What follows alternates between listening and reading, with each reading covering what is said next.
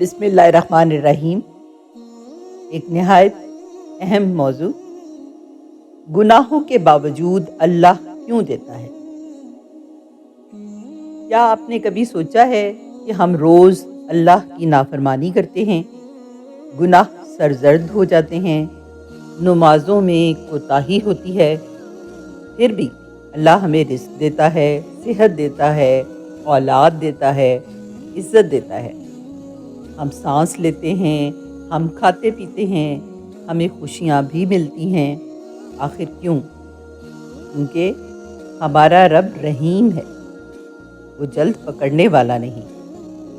یہ اللہ کی رحمت ہے، اس کی حلم ہے اور اس کی مہلت ہے، نہ کہ ہماری نیکیوں کا صلہ۔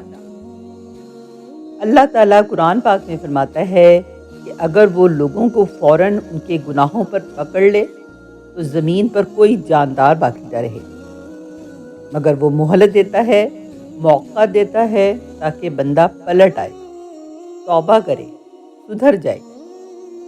بعض اوقات اللہ دینا اس لیے بھی جاری رکھتا ہے تاکہ بندہ شرمندہ ہو، سوچے کہ میرا رب اتنا مہربان ہے اور میں اتنا غافل کیوں ہوں۔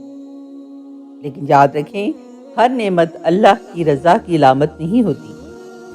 کبھی کبھی یہ آزمائش ہوتی ہے، کبھی ڈھیل اور کبھی استدراج۔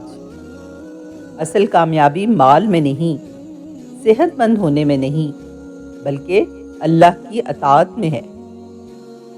اگر اللہ دے رہا ہے تو یہ اس کی رحمت ہے، اور اگر وہ روک لے تو یہ بھی اس کی حکمت ہے۔ آئیے اس ویڈیو کے ذریعے اپنے دلوں کا محاسبہ کریں، توبہ کریں اور اس رب کی طرف لوٹ آئیں جو گناہوں کے باوجود ہمیں دیتا ہے۔ ویڈیو کو لائک، سبسکرائب اور شیئر کرنا نہ بھولیں۔ جزاک اللہ خیر۔